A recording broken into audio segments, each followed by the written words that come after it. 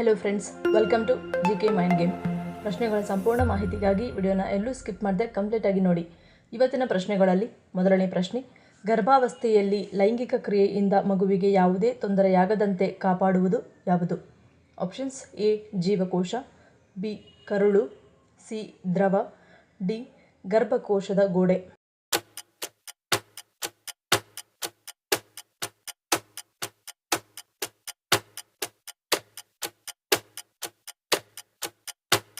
ಸರಿಯಾದ ಉತ್ತರ option C ಮತ್ತು ಡಿ. ಗರ್ಭದಲ್ಲಿ ಬೆಳೆಯುತ್ತಿರುವ ಮಗುವಿನ ಸುತ್ತ ಆಮ್ನಿಯಾಟಿಕ್ ದ್ರವ ಎಂಬ ಅತಿ ಸ್ನಿಗ್ಧ ದ್ರವ ಸುತ್ತುವರೆದಿರುತ್ತದೆ ಹಾಗೂ ಇದು ಬಾಹ್ಯ ಒತ್ತಡಗಳಿಗೆ ಮೆತ್ತೆಯಂತೆ ಕಾರ್ಯನಿರ್ವಹಿಸಿ ಮಗುವಿನ ಮೇಲೆ ಆಘಾತವಾಗದಂತೆ ಕಾಪಾಡುತ್ತದೆ. ಅಲ್ಲದೆ ಗರ್ಭಕೋಶದ ಗೋಡೆಗಳು ಸಾಕಷ್ಟು ಬಲಶಾಲಿಯಾಗಿದ್ದು ಸಾಕಷ್ಟು ಒತ್ತಡವನ್ನು ಸಹಿಸಬಲ್ಲದು. ಹಾಗಾಗಿ ಗರ್ಭಾವಸ್ಥೆಯಲ್ಲಿ ಲೈಂಗಿಕ ಮಿಲನದಿಂದ ಮಗುವಿನ ಮೇಲೆ ಯಾವುದೇ ಪರಿಣಾಮ ಬೀರುವುದಿಲ್ಲ. ಎಲ್ಲಿಯವರೆಗೆ ಗರ್ಭಕೋಶದ ಮಾಸು ಅಥವಾ ಪ್ಲೆಸೆಂಟಾಕ್ಕೆ ಸಂಬಂಧಿಸಿದ ಅಥವಾ ಅವಧಿಪೂರ್ವ ಪ್ರಸವವಾಗುವ ಸಂಭವವಿರುವುದಿಲ್ಲವೋ ಅಲ್ಲಿಯವರೆಗೆ ಮಿಲನಕ್ಕೇನೂ ಅಡ್ಡಿ ಇರುವುದಿಲ್ಲ. ಈ ಸ್ಥಿತಿಗಳು ಎದುರಾಗುವ ಸಂಭವವಿದ್ದರೆ ವೈದ್ಯರೇ ಈ ಬಗ್ಗೆ ಮುಂಚಿತವಾಗಿ ತಿಳಿಸಿ ಎಚ್ಚರ ವಹಿಸಲು ಸೂಚಿಸುತ್ತಾರೆ. ಎರಡನೇ ಪ್ರಶ್ನೆ, ಕಲ್ಲು ಉಪ್ಪನ್ನು ಬಳಸುವುದರಿಂದಾಗುವ ಪ್ರಯೋಜನವೇನು? ಆಪ್ಷನ್ಸ್: ಎ ಜಂತುಹುಳು ನಾಶ, ಬಿ ಒತ್ತಡ ನಿವಾರಣೆ, ಸಿ ಜೀರ್ಣಶಕ್ತಿ ವೃದ್ಧಿ, ಡಿ ಮೇಲಿನ ಎಲ್ಲವೂ.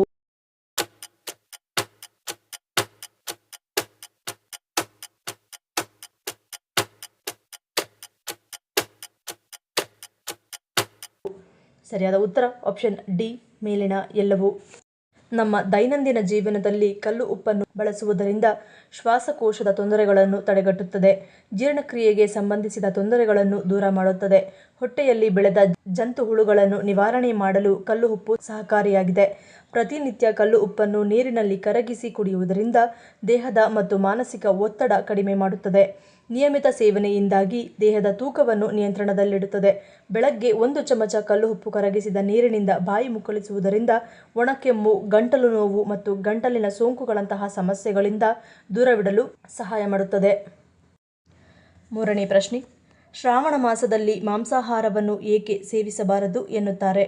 ಆಪ್ಷನ್ಸ್: ಎ ಪವಿತ್ರ ಮಾಸ, ಬಿ ಜೀರ್ಣಶಕ್ತಿ ದುರ್ಬಲ, ಸಿ ಸಂಪ್ರದಾಯ, ಡಿ ಮೇಲಿನ ಎಲ್ಲವೂ.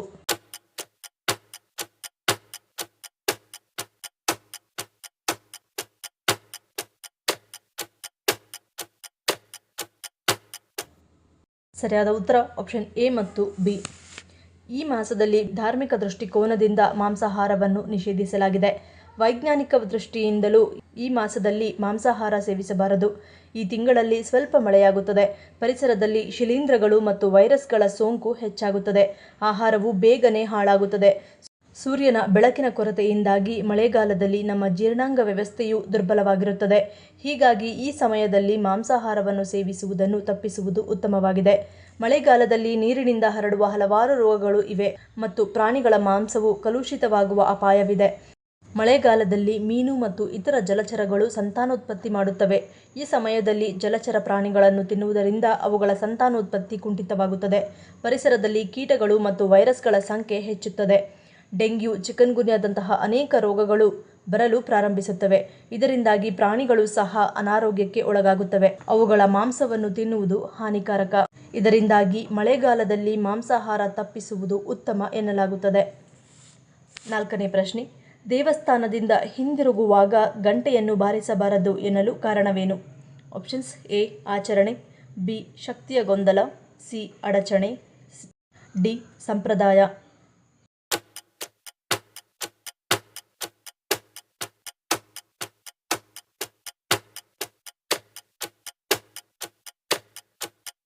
ಸರಿಯಾದ ಉತ್ತರ ಆಪ್ಷನ್ ಬಿ ಶಕ್ತಿಯ ಗೊಂದಲ. ಗಂಟೆಯನ್ನು ಬಾರಿಸಿ ದೇವಸ್ಥಾನವನ್ನು ಪ್ರವೇಶಿಸಿ ದೇವರು ಮತ್ತು ದೇವತೆಗಳ ದರ್ಶನವನ್ನು ಪಡೆದುಕೊಂಡು ನಂತರ ನಮ್ಮ ಮನಸ್ಸಿನಲ್ಲಿ ಒಳ್ಳೆಯ ಆಲೋಚನೆಗಳು ಮತ್ತು ಶಕ್ತಿ ಸಂಚಾರವಾಗಲು ಪ್ರಾರಂಭಿಸುತ್ತದೆ. ದೇವಸ್ಥಾನದಲ್ಲಿ ನಾವು ದೇವರ ನಾಮವನ್ನು ಕೇಳಿಕೊಂಡು ಭಜನೆಗಳನ್ನು ಆನಂದಿಸಿ ಭಕ್ತಿಗೀತೆಗಳನ್ನು ಭಕ್ತಿಯಿಂದ ಮನಸ್ಸಿನಲ್ಲಿ ಇಟ್ಟುಕೊಂಡು ದೇವಸ್ಥಾನದಿಂದ ಹಿಂದಿರುಗುತ್ತೇವೆ. ಇಂತಹ ಸಮಯದಲ್ಲಿ ನಾವು ಮತ್ತೊಮ್ಮೆ ಗಂಟೆಯನ್ನು ಬಾರಿಸಿದರೆ ಅದು ನಮ್ಮಲ್ಲಿನ ಶಕ್ತಿಯನ್ನು ಗೊಂದಲಗೊಳಿಸುತ್ತದೆ ಅಥವಾ ನಾವು ಪಡೆದ ದೈವಿಕ ಕಂಪನವನ್ನು ನಾಶ ಮಾಡುತ್ತದೆ. ಈ ಕಾರಣಕ್ಕಾಗಿ ಹಾಗೂ ನಾವು ದೇವಾಲಯದಿಂದ ಪಡೆದ ಧನಾತ್ಮಕ ಶಕ್ತಿಯನ್ನು ನಮ್ಮಲ್ಲಿಯೇ ಉಳಿಸಿಕೊಳ್ಳುವುದಕ್ಕಾಗಿ ಗಂಟೆಯನ್ನು ಬಾರಿಸಬಾರದು ಎಂದು ಹೇಳಲಾಗುತ್ತದೆ. 5ನೇ ಪ್ರಶ್ನೆ, ರಾತ್ರಿ ಮಲಗುವ ಮುನ್ನ ಯಾವುದನ್ನು ತಿಂದು ಮಲಗುವುದರಿಂದ ಆರೋಗ್ಯ ವೃದ್ಧಿಸುತ್ತದೆ? ಆಪ್ಷನ್ಸ್: ಎ ಬೆಳ್ಳುಳ್ಳಿ, ಬಿ ಅಜ್ವೈನ, ಸಿ ಎಲೆ ಅಡಿಕೆ, ಡಿ ಏಲಕ್ಕಿ.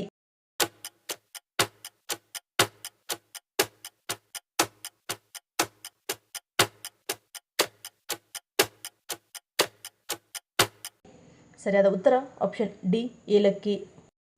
ಪ್ರತಿದಿನ ಮಲಗುವ ಮುನ್ನ 2 ಏಲಕ್ಕಿ ತಿಂದು ಮಲಗುವುದರಿಂದ ಆರೋಗ್ಯ ವೃದ್ಧಿಸುತ್ತದೆ. ಈ ರೀತಿ ಮಾಡುವುದರಿಂದ ನೆಗಡಿ, ಕೆಮ್ಮು, ಅಜೀರ್ಣತೆ, ಹೊಟ್ಟೆ, ಗಂಟಲು ನೋವು, ಉರಿಯೂತ ಸಮಸ್ಯೆ ನಿವಾರಿಸುತ್ತದೆ.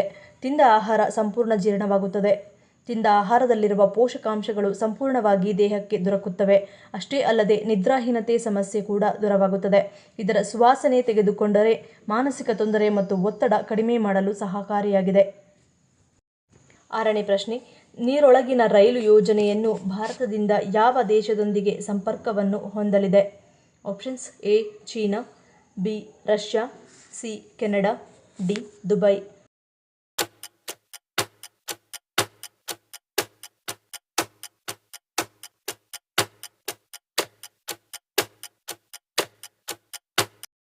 ಸರಿಯಾದ ಉತ್ತರ ಆಪ್ಷನ್ ಡಿ ದುಬೈ. ದುಬೈನ ಡೀಪ್ ಡೈವ್ 1200 ಮೈಲಿ ನೀರಿನೊಳಗಿನ ರೈಲು ಯೋಜನೆ. ಈ ಯೋಜನೆಯು ಸಾರ್ವಜನಿಕ ಸಾರಿಗೆ ಮತ್ತು ನೀರು ಮತ್ತು ತೈಲದ ವಾಹಕವಾಗಿ ಕಾರ್ಯನಿರ್ವಹಿಸುವ ಗುರಿಯನ್ನು ಹೊಂದಿದೆ. ಇದು ಲಭ್ಯವಿರುವ ಸಾರಿಗೆ ಆಯ್ಕೆಗಳ ಒಂದು ಶ್ರೇಣಿಯೊಂದಿಗೆ ಯುನೈಟೆಡ್ ಅರಬ್ ಎಮಿರೇಟ್ಸ್ ಹೊಸತನದ ಗಡಿಗಳನ್ನು ಒಂದು ಅದ್ಭುತ ಪ್ರಸ್ತಾಪದೊಂದಿಗೆ ತಳ್ಳುತ್ತಿದೆ. ದುಬೈನಿಂದ ಭಾರತದ ಮುಂಬೈಗೆ ಸಂಪರ್ಕಿಸುವ 1200 ಮೈಲಿ ನೀರಿನೊಳಗಿನ ರೈಲು. ಈ ದಿಟ್ಟ ಯೋಜನೆಯು ಕೇವಲ ಸಾರಿಗೆ ಸಾಧನವಲ್ಲ, ಆದರೆ ಸಮುದ್ರದ ಮೇಲ್ಮೈ ಕೆಳಗೆ ಪರಿವರ್ತಕ ಪ್ರಯಾಣವನ್ನು ಕಲ್ಪಿಸುತ್ತದೆ. ಪ್ರಯಾಣಿಕರಿಗೆ ಪಾರದರ್ಶಕ ಕಿಟಕಿಗಳ ಮೂಲಕ ಸಮುದ್ರ ಜೀವನದ ಅಭೂತಪೂರ್ವ ನೋಟವನ್ನು ನೀಡುತ್ತದೆ. ಈ ಕಲ್ಪನೆಯನ್ನು ಮೊದಲು 2018ರಲ್ಲಿ ಸಾರಿಗೆಯ ಪರಿವರ್ತಕ ಸಾಧನವಾಗಿ ಪ್ರಸ್ತಾಪಿಸಲಾಯಿತು. ಇದು ಸಮುದ್ರದ ಮೇಲ್ಮೈ ಕೆಳಗೆ ಅನನ್ಯ ಪ್ರಯಾಣವನ್ನು ನೀಡುತ್ತದೆ, ಪ್ರಯಾಣಿಕರಿಗೆ ತಲ್ಲೀನಗೊಳಿಸುವ ಅನುಭವವನ್ನು ಒದಗಿಸುವುದು ಮತ್ತು ತಾಂತ್ರಿಕ ಆವಿಷ್ಕಾರಕ್ಕೆ ದುಬೈನ ಬದ್ಧತೆಯನ್ನು ಲಾಭ ಮಾಡಿಕೊಳ್ಳುವುದು ಗುರಿಯಾಗಿದೆ. ದುಬೈ ಮುಂಬೈ ನೀರಿನೊಳಗಿನ ರೈಲಿನ ನಿರೀಕ್ಷಿತ ವೇಗವು ಗಂಟೆಗೆ 600ರಿಂದ 1000 ಕಿಲೋಮೀಟರ್ವರೆಗೆ ಇರುತ್ತದೆ. ಇದು ದೃಷ್ಟಿಗೋಚರವಾಗಿ ಅದ್ಭುತವಾದ ಪ್ರಯಾಣವನ್ನು ಮಾತ್ರವಲ್ಲದೆ ದಕ್ಷ ಸಾರಿಗೆ ವಿಧಾನವಾಗಿದೆ. 7ನೇ ಪ್ರಶ್ನೆ, ವಿಶ್ವದ ಅತಿದೊಡ್ಡ ಹವಳದ ಬಂಡೆಗಳ ಸಮೂಹ ಯಾವ ದೇಶದಲ್ಲಿದೆ? Options: A Maldives, B Brazil, C Australia, D Mexico.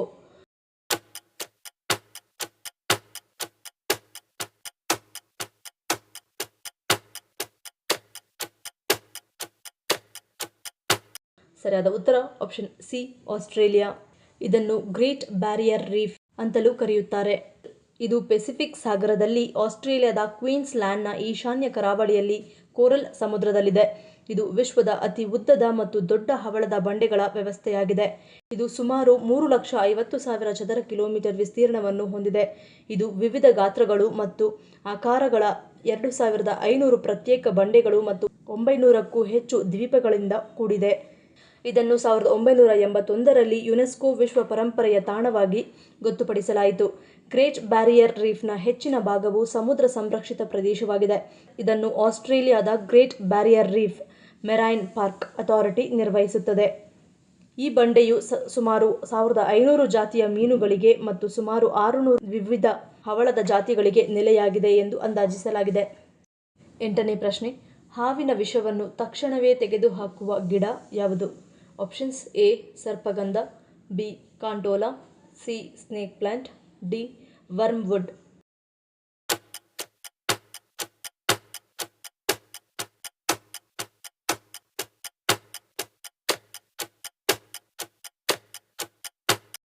ಸರಿಯಾದ ಉತ್ತರ ಆಪ್ಷನ್ ಬಿ ಕಾಂಟೋಲಾ.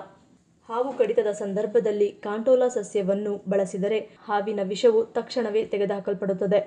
ಹಾವುಗಳು ಹೇರಳವಾಗಿ ಕಂಡುಬರುವ ಪ್ರದೇಶಗಳಲ್ಲಿ ಜನರು ಈ ಸಸ್ಯವನ್ನು ಬೆಳೆಯುತ್ತಾರೆ. ಇದರ ಬಳಕೆ ಸಾಕಷ್ಟು ಸುಲಭ.